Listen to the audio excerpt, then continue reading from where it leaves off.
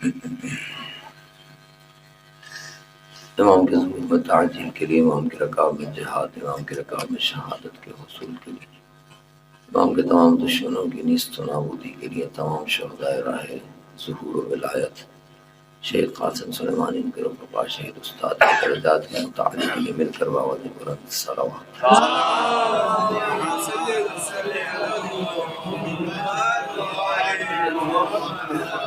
اعوذ باللہ من الشیطان الرجیم، بسم اللہ الرحمن الرحیم، الحمد للہ رب العالمین الذي خلقنا لعبادته والذي جعلنا من المتمسكين بولاية مولانا أمير المؤمنين والذي جعلنا من الباكين في أداء المظلوم الحمد لله الذي جعلنا من المنتظرين لظهور حجته ثم الصلاة والسلام على أشرف الأنبياء والمرسلين حبيب إله العالمين الذي سمي في السماء بأحمد وفي الأرضين بعبد القاسم محمد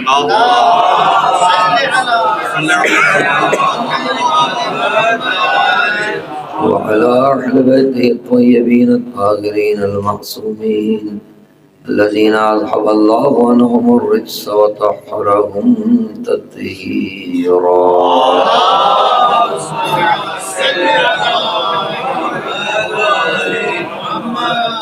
ولعنة الله على أعدائهم أجمعين اللهم لعن أول ظالم ظلم حق محمد وآل محمد وآخر تابع له على ذلك اللهم لعنهم جميعا قالت مولاتنا وسيدتنا فاطمة الزهراء سلام الله عليها يا أيها الناس اعلموا أني فاطمة وأبي محمد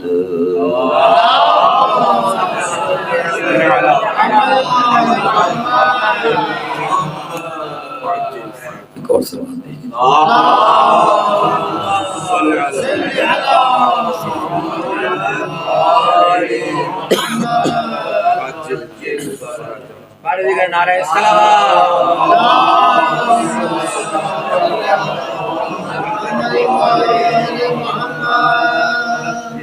بزرگان محترم اور برادران عزیز، عزاداران حضرت فاطمہ زہرا سلام اللہ علیہا،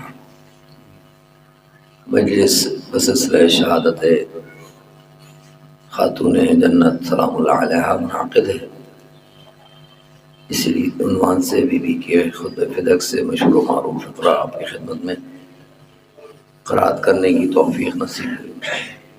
ارشاد ہوا کہ یا ایھا الناس، اے لوگو، اعلموا، مجھے پہچانو، انی فاطمہ، میں فاطمہ ہوں، و ابی محمد، اور میرے بابا محمد ہیں۔ میں آپ سے سوال اگر کروں کہ مجھے پہچانو، میں یاور عباس ہوں اور میرے بابا شفاعت حسین ہیں، تو یقیناً آپ متوجہ ہوں گے کہ کچھ ہوا، کیونکہ ایسے مجمع میں جہاں میں بات کروں، جہاں کوئی مجھے نہیں جانتا اور میں کہوں کہ مجھے پہچانو، میرا نام یہ ہے، میرے بابا کا نام یہ ہے، تو وہاں سمجھ میں آتا ہے۔ لیکن ایک ایسے مجمع میں کہ جہاں ایک ایک جانتا ہو، وہاں کوئی آ کے کہے کہ مجھے پہچانو، گفتگو تو ظاہر ہے، آپ کو اندازہ ہے اس میں بہت ہے۔ یا ایھا الناس سے لے کے اور یہ ٹکڑا جو ہے خطبہ فدق کے 6 بڑے حصے ہیں، اس میں سے ایک حصہ یہ ہے کہ جو بی بی نے اس میں حاکم کو خطاب نہیں کیا ہے، اس لیے اس وقت موضوع بھی حاکم نہیں ہے۔ ایھا الناس، انتہائی دائرہ باریکی کے ساتھ، توجہ کے ساتھ، دقت کے ساتھ سمجھنے کی اور سوچنے کی ضرورت ہے، کیونکہ اس کا کلام ہے کہ میں پہلے بھی کہہ چکا شاید کہ یہ اس کا کلام ہے کہ جس کے گھر میں جو زبان بولی جاتی ہے نا وہ قرآن ہے۔ یہ جو کہتے ہیں وہ قرآن ہوتا ہے، جو یہ کرتے ہیں وہ قرآن ہوتا ہے۔ کیونکہ دو قسم کے لوگ ہیں، وہ لوگ ہیں جو قرآن میں جب آیت آئے تو عمل کے محتاج ہیں، یہ ہادیان الہی ہیں، یہ عمل کرتے ہیں تو قرآن ان آیات آ کے ان کے عمل کی تائید کرتا ہے۔ تو یہ کلام کر رہی ہیں، ظاہر کلام پہ خود گفتگو ہے۔ کلام کیا ہوتی ہے؟ متکلم کی صفت ہوتی ہے، اس کی فکر کی عکاس ہوتی ہے۔ یہ جو کلام ہے یہ فکر کا عکاس ہے۔ تو جناب سلام اللہ علیہ جو یہ فرما رہی ہیں ایھا الناس، ابھی تو سیدھی سی بات تھی کہ صرف جاننے اور نہ جاننے کا مسئلہ ہو۔ اب یہاں فرض کریں اگر علماء، فضلاء، مجتہدین سب بیٹھے ہوں اور سب خوب جانتے ہوں کہ کلام کرنے والا کون ہے، اب وہاں بلاغت کا تقاضا کیا ہے؟ اس مجمع میں جہاں مجتہدین کرام کا مجمع ہو، یا فرض کریں شعراء اہل بیت کا جہاں مجمع ہو، خطباء کا مجمع ہو، جو بھی فرض کریں مجمع، خاص مجمع، وہاں باقی کیا ہے لوگوں، یہ مجمع میں اور کلام میں مناسبت محسوس ہو رہی ہے یا نہیں ہو رہی؟ نہیں ہے مناسبت۔ مومنین کے مجمع میں آگے کوئی کہے اے لوگوں، تو کہے گا نہیں سامنے والا۔ مومنین کو اس طرح نہیں پکارا جاتا، مومنین کو کہا جاتا ہے یا ایھا الذین آمنوا۔ قرآن نے لفظ دی ہے، قرآن نے یا ایھا الذین آمنوا۔ نمازیوں کا مجمع ہو تو آپ کہیں اے لوگوں، عربی کا قاعدہ ہے، عربی میں استعمال نہیں ہوتا اس طرح سے، وہاں لفظ موجود ہیں یا ایھا المصلون، اے نمازیوں، وہاں کہا جائے لوگوں۔ حکمت ہے، سب کو جمع کر کے، روزہ داروں، حاجیوں، مجاہدوں، سب کو جمع کر کے یہ کہا جا سکتا تھا نا اے متقیوں۔ مجمع تصور کریں کون سا مجمع ہے یہ؟ حاکم کی بات نہیں ہو رہا، وہ جو گرینڈ پرسنالٹیز ہیں نا اس طرف کی، ان کی بات نہیں ہو رہی، کیونکہ مطلب ان سے نہیں ہے، ہمیں اسی مجمع سے مطلب ہے جس سے ہمیں سبق لینا ہے۔ کیا ہم اس طرف کے گرینڈ پرسنالٹیز میں نہیں ہیں؟ نہ ہم اولیاء کے گرینڈ پرسنالٹیز میں، جو میں ہمیشہ کہا کرتا ہوں کہ ہم اولیاء الہی جو خاصان الہی ہیں، چاہے وہ کسی بھی زمانے میں ہوں، اس زمانے میں بھی جو ہیں اسی طرح شدید ترین تو دشمن ہیں، نہ ہم وہاں کھڑے ہیں نہ ہم یہاں کھڑے ہیں۔ یہی کیٹیگری ہے سمجھ میں کہ جس سے بات ہو رہی ہے، خطبے کا یہ ٹکڑا اسی مجمع کو خطاب کر رہا ہے۔ آپ ہوتا ہے نا اگر یہ مجمع واقعی نمازی ہو، یہ مجمع واقعی روزے دار ہو، یہ مجمع واقعی انفاق کرنے والا ہو، اس نے واقعی تمام جو اصلی شرط ہے جہاد کی فی سبیل اللہ اس کو پورا کیا ہو، تو زیب نہیں دیتا کہ ان کو کہا جائے یا ایھا الناس۔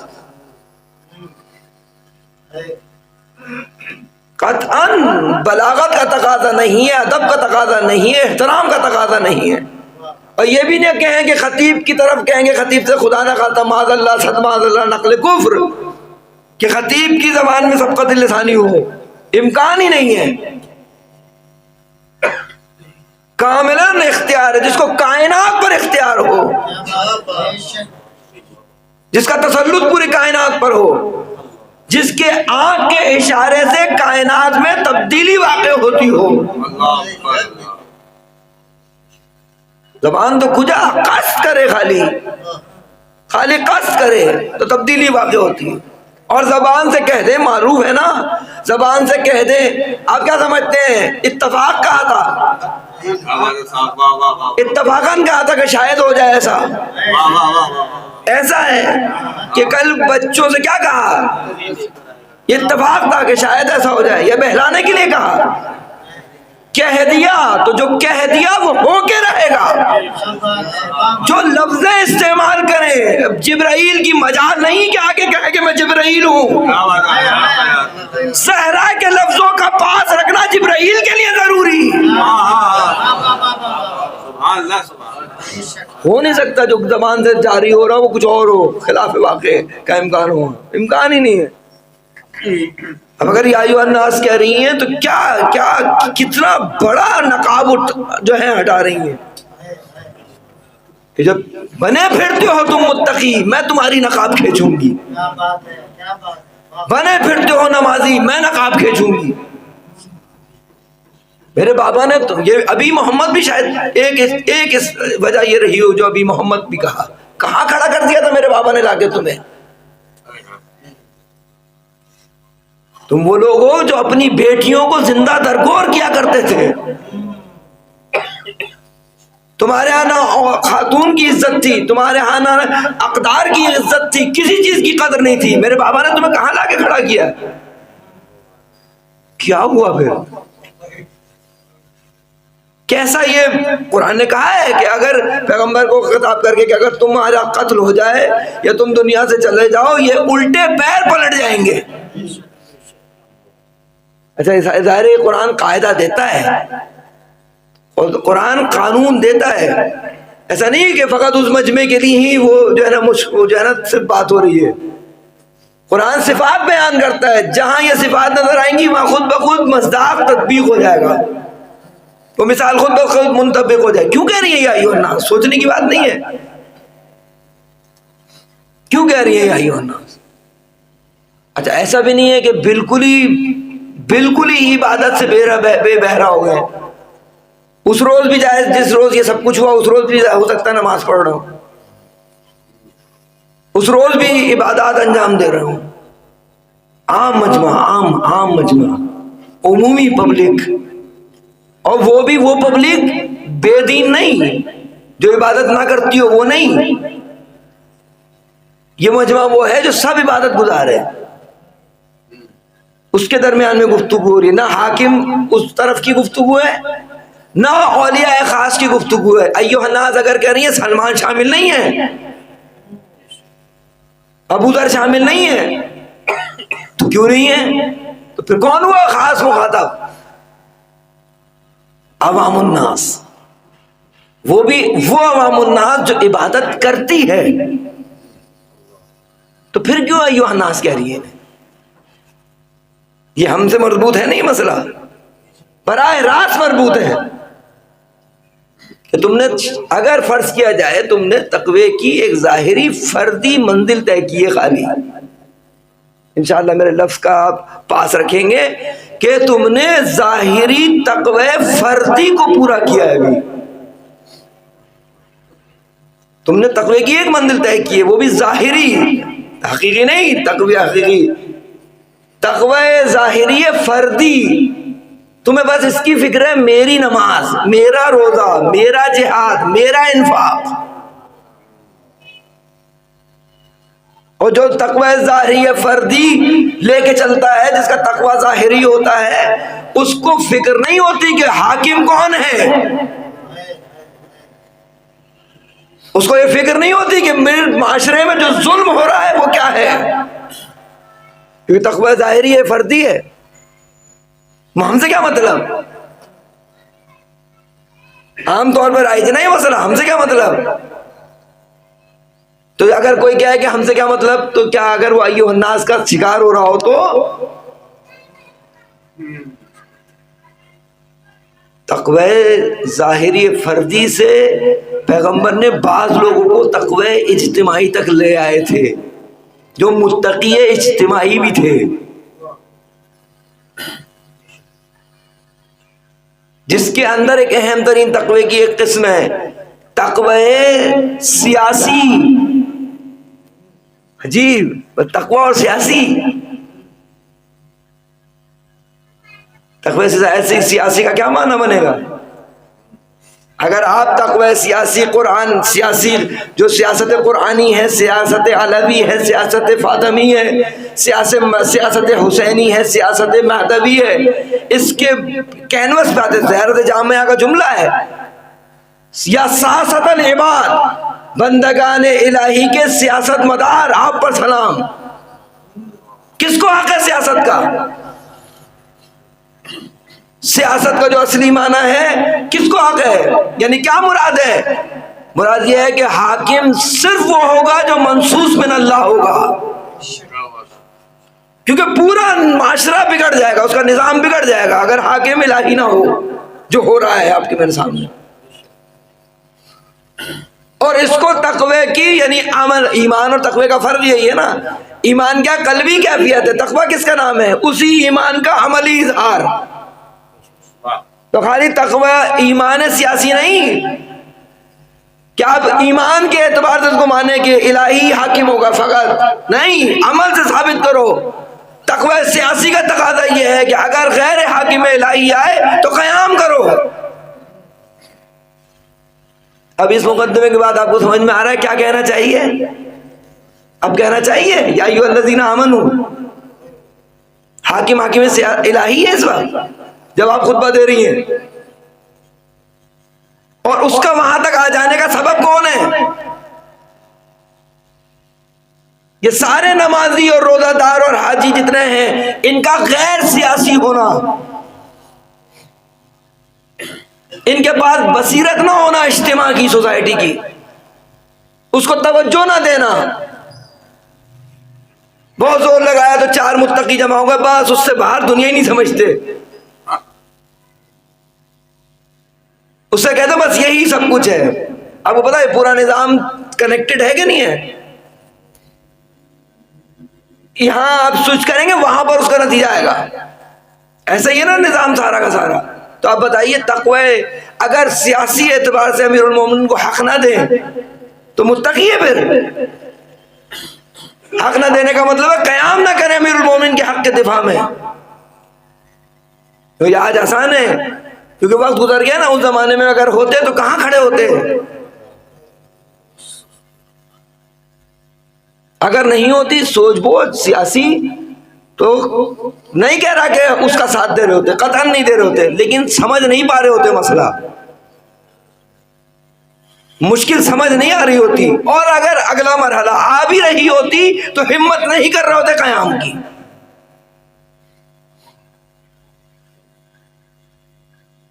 آج حضرت حجت کے سلسلے سے کیا رویہ ہے؟ آج حضرت حجت کے سلسلے سے کیا رویہ ہے؟ آپ نے اس کو اپنا مسئلہ سمجھا ہے ظہور کو کہ میرا مسئلہ ہے، یہ مشکل ہے، میری ذمہ داری ہے یہ۔ پھر اس کے بعد اگلا مرحلہ یہ آئے گا کہ سیاسی اعتبار سے بین الاقوامی سطح پر یا ملکی سطح پر حکومت کا حق کس کو ہے، اور جس کو حق ہے اس کا حق کیسے دلائیں، کیسے دلائیں اس کا حق اس کو۔ میں یہ نہیں کہہ رہا نہ سمجھنے کی ضرورت ہے کہ خدا نہ خواستہ وہ مجبور ہے، وہ مجبور نہیں ہے، ہم نے اپنی ذمہ داری پوری کرنی ہے۔ مولا کائنات کا اگر حق غصب ہوتا ہے تو علی مجبور ہے، علی کے ساتھ مجبوری کا لفظ صحیح نہیں ہے، علی امام ہے، مجبور کا لفظ امام کے ساتھ کیسے لگا دیں؟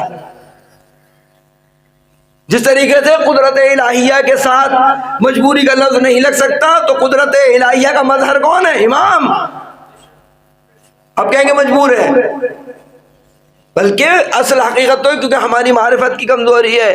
مولا کائنات کی جتنی شجاعت خیبر کو اکھاڑنے میں ہے اتنی ہی ہاتھوں کو بندوانے میں ہے،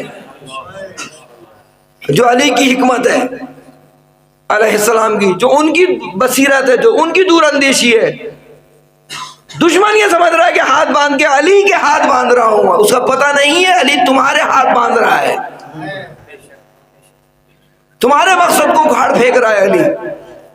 کیونکہ کیا تھا مقصد؟ لوگ کہتے ہیں نا، یہ اسے اعتراض کا بھی شاید جواب ہو، لوگ کہتے ہیں ناموس پر حملہ ہو جائے اور بہادر علی، فاتح خیبر علی کیسے ہو سکتا ہے؟ کس کا رد کرتے ہیں؟ ناموس پہ حملہ ہی نہیں ہوا۔ بھائی آپ مسئلے کو سمجھے نہیں ہیں۔ حکمتوں میں سے ایک حکمت یہ ہوتی ہے کہ انسان یہ سمجھے کہ دشمن چاہتا کیا ہے، مخالف چاہتا کیا ہے۔ کامیابی جب ہوتی ہے کہ جو وہ چاہتا ہے وہ نہیں کرنا، کچھ ہو جائے وہ نہیں کروں گا جو دشمن چاہتا ہے۔ پیغمبر کی وصیت ہے کہ اسی زمرے میں ہے، یعنی صبر کرنا ہے۔ مولا کائنات نے ذوالفقار صبر چلائی ہے اور مارکے کو فتح کیا ہے، اس کے لیے ظاہر پہ برداشت تحمل کرنا ہے، صبر کرنا ہے، سب دیکھنا ہے، ورنہ مجال ہے کسی کی علی کے دروازے پہ آ جائے فقط. ان کو علم ہے کہ علی نے وعدہ کیا ہے پیغمبر سے، اور دروازہ جلانا بھی اس اعتبار سے مولا کائنات کے فضائل سے پردہ ہٹا رہا ہے کہ انہیں یہ پتا ہے کہ وصیت کی ہے پیغمبر نے علی کو، اور علی وعدہ خلافی نہیں کریں گے. یعنی ان کی جرت مولا کائنات کے فضائل کو دکھا رہی ہے کہ علی وعدے کو نبھاتا ہے. ظالم کو اکھاڑ پھینکا علی ابن ابی طالب نے. کس کے ذریعے؟ اب آپ اس ماحول کے اندر ذرا خود کو کھڑا کر کے فیصلہ تو کریں. اس وقت چلیے ذرا کہ ناموس پر حملہ ہو جائے اور آپ کو پتا چلے کہ علی علیہ السلام کی ناموس پر حملہ ہوا، علی علیہ السلام نے کچھ نہیں کیا، ظاہری طور پہ کچھ نہیں کیا، پھر آپ طے کر لیں کہ ہاں یہی صحیح ہے. ہنر چاہیے نہیں چاہیے اس کے لیے؟ آج تو ظاہر ایک وقت گزر گیا ہے، زمانہ گزر گیا، آسان ہو جاتا ہے باتوں کو سمجھنا جب ایک زمانہ گزر جاتا ہے. اسی وقت جب یہ قضیہ برپا ہوا ہے اس وقت سمجھے انسان. جیسے آج جو قضایا سامنے آتے ہیں سمجھ پاتا ہے انسان؟ کوئی فیصلہ ہوتا ہے، کوئی حکم آتا ہے، کوئی بات آتی ہے اور آپ کہیں یہی صحیح ہے. وہ ایک مجمع ہے جس کو سمجھ میں نہیں آ رہی، جو میں نے مثال دی جناب سلمان کی. جناب سلمان کو سب سمجھ میں آ رہا ہے، کیوں نہیں سوال کرتے جناب سلمان سے؟ آپ کیوں تلوار نہیں اٹھاتے؟ جناب سلمان کہیں گے کہ ولی تلوار نہیں اٹھا رہا. یہ جواب اور ہے کہ کوئی یہ کہے کہ ولی خدا تلوار نہیں اٹھا رہا، تو میں کون ہوتا ہوں تلوار اٹھانے والا؟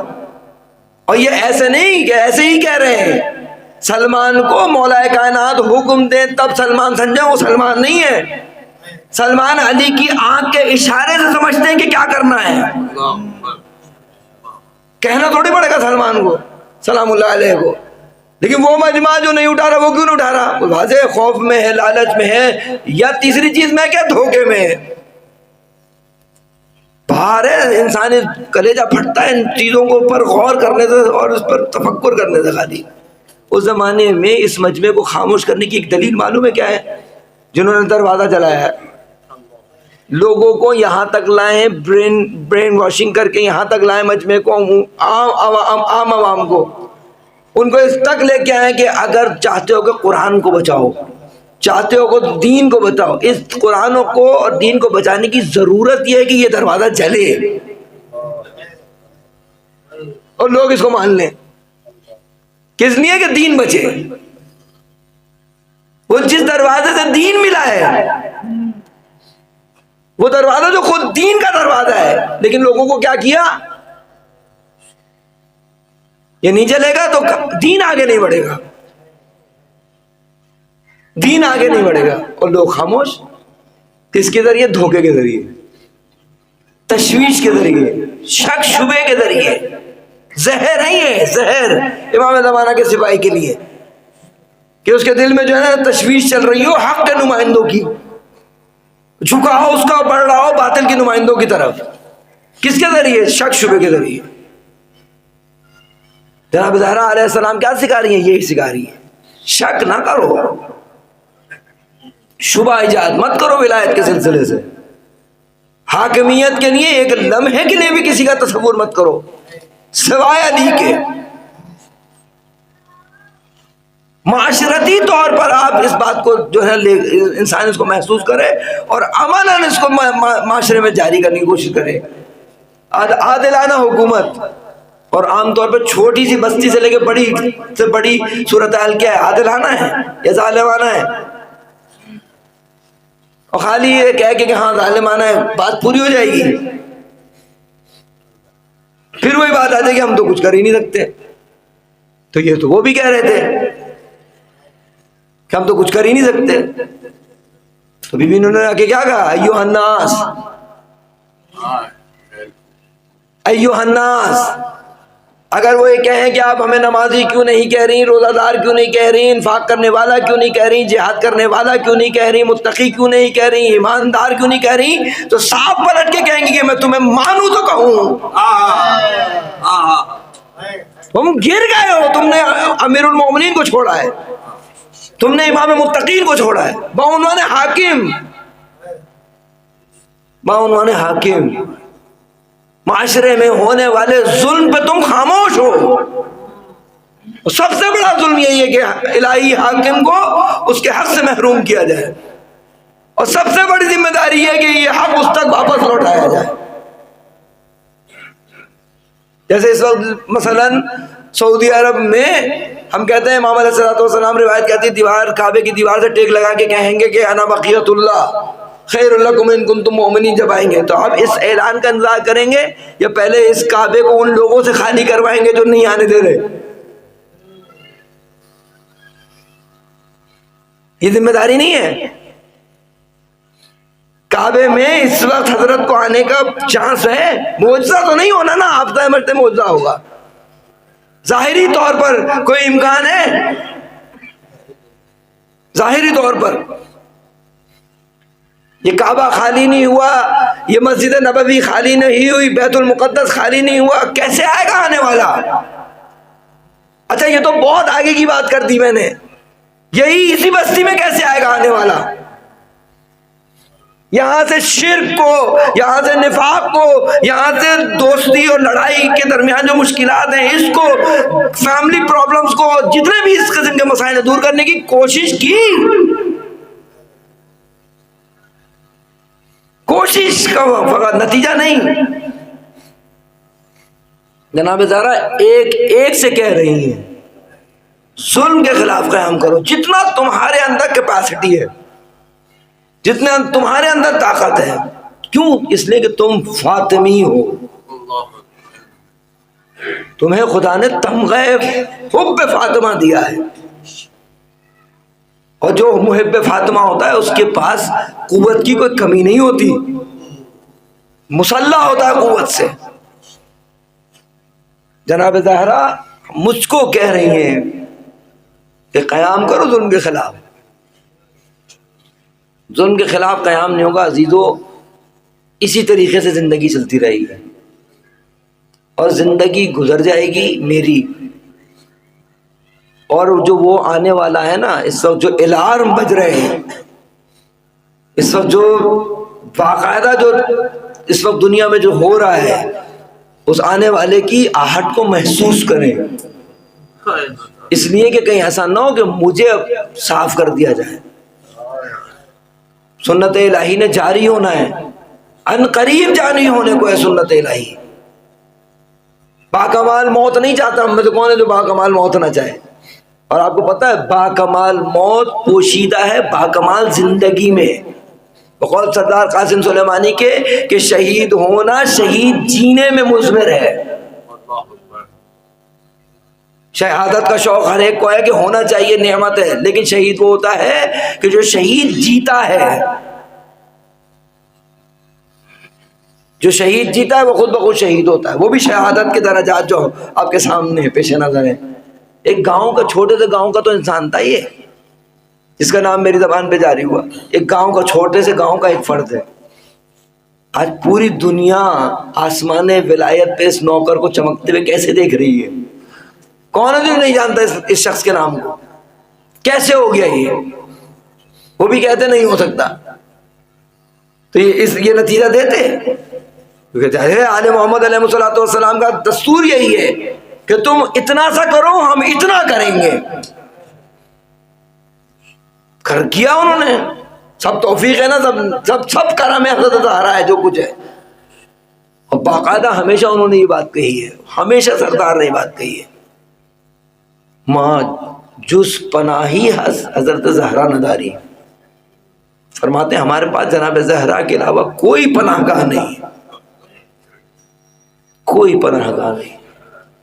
کہتے مجھے ہمیں یاد نہیں کہ ہم کسی مشکل میں پھنسے ہوں جہاد پر اور بی بی سے توسل کیا ہو، بی بی نے ہماری مشکل حل نہ کی ہو۔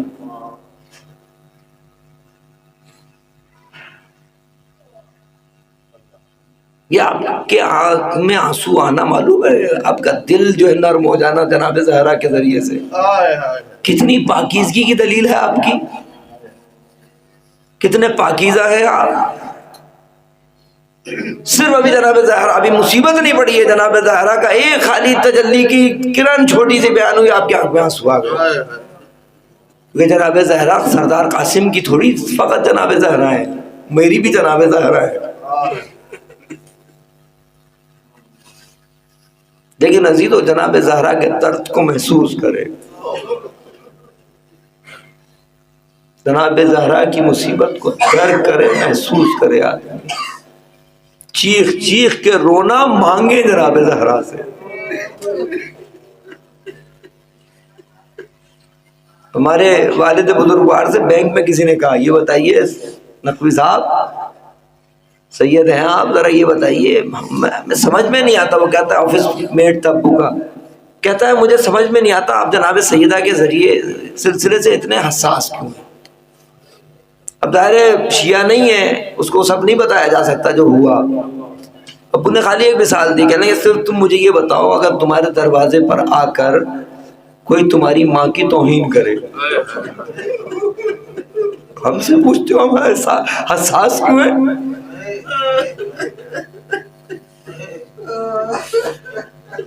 توہین نہیں فقط، آنے والا کہہ رہا ہے علی کو گھر سے نکالو ورنہ گھر کو آگ لگا دوں گا. بی بی پلٹ کے کہتی ہے تمہیں معلوم ہے اس گھر میں حسنین رہتے ہیں، اس گھر میں فاطمہ رہتی ہے. آنے والا کہتا ہے رہتی ہوں وعین.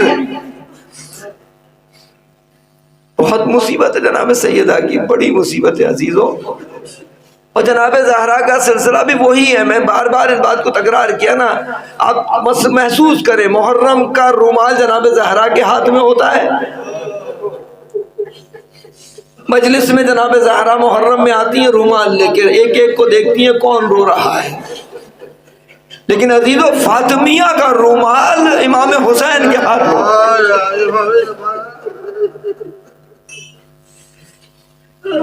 اگر ابھی تک نہیں آئے ہیں مولا حسین ہماری اس مجلس میں تو آپ کو واسطہ ہے جناب زہرا کا، ایک ذرا سی دیر کے لیے حسین ابن علی اس مجمع میں آ جائیے.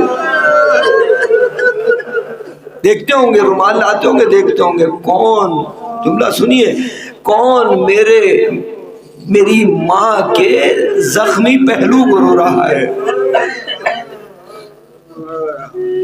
مشہور و معروف واقعہ ہے نا، واقعہ حقیقت یہی ہے. ہمارے ایک دوست ہیں ان کا انتقال ہو گیا، وہ کہتے تھے میں نے اس کو محسوس کیا ہے.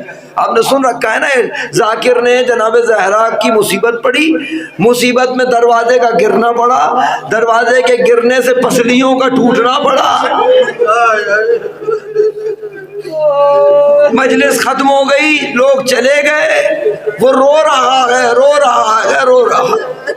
روتے روتے پڑھنے والے کے پاس آیا، اس سے پوچھا یہ بتاؤ یہ تم نے پڑھ کیسے دیا؟ اس نے مجھے اتنا رلایا ہے اتنا رلایا ہے. پڑھنے والے نے پوچھا کیوں تمہیں کیوں رلایا ٹوٹنے نے؟ وہ کہتا ہے میں پسلیوں کا ڈاکٹر ہوں، میری زندگی پسلیاں ٹھیک کرتے ہوئے گزری ہے. مجھے معلوم ہے اگر پسلی میں ایک بال آ جائے تو انسان پہ کیا بیتتی ہے. مجھے صرف یہ بات رلا رہی ہے زہرا کی ساری پسلیاں ٹوٹ گئی. مجھے صرف اتنا بتاؤ یہ 75 یا 95 دن زہرا سانس کیسے لیتی رہی؟ اللہ آپ کے آنسوؤں کو قبول، اللہ آپ کے گریے کو قبول. خدا آپ کو امام حسین کی زیارت نصیب کرے. ان آنسوؤں کے ساتھ جناب زہرا کی بارگاہ میں درخواست رکھیے. بی بی زہرا سے کہیں بی بی اربعین کی درخواست پر دستخط کر دیجیے. اللہ اکبر اللہ اکبر. ایک منزل فقط آپ سنیے، آپ رو لیے رو چکے ہیں، ایک منزل اور سنیے. دروازہ جلا دیا، یہی کم نہ تھا، دروازہ جلا دیا. دروازہ جلا کر گھر میں داخل ہوئے. گھر میں داخل ہو کے معلوم ہے کیا کیا؟ گھر میں داخل ہو کے علی کو ڈھونڈ رہے ہیں، علی کہاں ہے، علی کہاں ہے؟ مولا کائنات کے حجرے میں گئے، مولا کائنات کے گلے میں رسی باندھی۔ اللہ اکبر، دین کی قیمت، اللہ اکبر، پیغمبر سے وعدہ، علی کو رسی سے گھسیٹتے ہوئے لے جا رہے ہیں۔ آپ سے سنا نہیں جا رہا، ذرا بتائیے حسن حسین دیکھ کیسے رہے ہوں گے؟ باپ کو گھسیٹتے ہوئے لے جا رہے ہیں۔ مسجد میں لے گئے، مسجد میں لے گئے، مولا کائنات کے گلے پر تلوار رکھی ہے، علی بیعت کرو ورنہ ہم سر جدا کریں گے۔ ابھی زخمی ہوئی ہیں زہرا، ابھی پسلیاں ٹوٹی ہیں زہرا کی، خود اپنے آپ کو سمیٹا، حاکم وقت کے دربار میں جناب زہرا نے خود کو پہنچایا، حاکم سے کہا علی کو چھوڑو، علی کو چھوڑو ورنہ اپنے بالوں کو پریشان کروں گی، بد دعا کروں گی۔ روایت کہتی ہے ابھی زہرا نے یہ کہا تھا، مسجد نبوی کی دیواریں بلند ہونا شروع ہوئی۔ مولا کائنات نے سلمان کو اشارے سے بلایا، سلمان جاؤ زہرا سے کہو اگر نانا کی امت کی اصلاح چاہتی ہو بد دعا نہ کرنا، ایسا کریم خاندان۔ حاکم نے یہ حال دیکھ کر دیواروں کو اٹھنا دیکھا، حاکم نے کہا زہرا لے جاؤ علی کو، تلوار کے نیچے سے لے جاؤ علی کو۔ زہرا اپنے ولی وقت کو تلوار کے نیچے سے بچا کے خوش خوش کر لے گئی، لیکن میں کیا کروں؟ زہرا کی اس بیٹی کا جو 70 قدم کے فاصلے سے ولی خدا کو دیکھ رہی ہے، خنجر چل رہا ہے، سر کاٹ دیا گیا، نیزے پہ بلند۔